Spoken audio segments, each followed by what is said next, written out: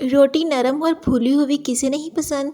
आज मैं आप लोगों के साथ एक ऐसा आटा गूंदने का तरीका शेयर करूंगी जो मुझे उम्मीद है आप लोगों के बहुत ज़्यादा काम आएगा। रोटी फूली हो और अच्छी बनी हो तो किसी खाने का दिल नहीं करता। हम जिस तरह की भी रोटी अच्छी तरीके से बना लें, लेकिन जब तक हमारा आटा नहीं अच्छा गूंदा हो तब तक हमारी रोटी अच्छी नहीं बनती। तो मैं आज आप लोगों के साथ एक ऐसा आइडिया शेयर करूंगी। सबसे पहले हम लोगों ने लेना है आटा, जितना आप लोगों ने गूंदना हो उस हिसाब से आप आटे को अच्छे तरीके से छान लें।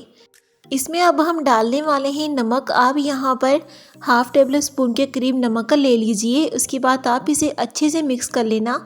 वैसे भी नमक तो हम शामिल करते हैं, नमक के बगैर जो आटा है वो हमारा गूंद ही नहीं होता। इसके बाद हम इसमें शामिल करने वाले हैं 1 टेबल स्पून बेसन। जी हाँ, आप लोगों ने आटे में बेसन का लाजमी इस्तेमाल करना है, वो भी 1 चम्मच भर के हम इसमें डाल देंगे। इसके बाद आप इसे हाथों की मदद से अच्छे से पूरे आटे में मिक्स कर लीजिए। अब मैं इसके बाद 2-3 चीज़ें और इसमें ऐड करूँगी, वो आप लोगों ने अवॉइड नहीं करना। इसके बगैर हमारा आटा नहीं अच्छे से गूंद होगा। आपने बहुत तरीके देखे होंगे आटा गूंदने के, लेकिन ये सबसे आसान और जो आटा गूंदा जाता है होटलों में इस तरह ही गूंदा जाता है। इसके बाद हम इसमें शामिल करने वाले हैं 2 टेबल स्पून के करीब ऑयल। तो आप यहाँ पर मक्खन का भी इस्तेमाल कर सकते हैं, मक्खन को छोड़िए आप यहाँ पर कुकिंग ऑयल ही ले लीजिए। जी हाँ, हम यहाँ पर 2 टेबल स्पून के करीब कुकिंग ऑयल लेंगे।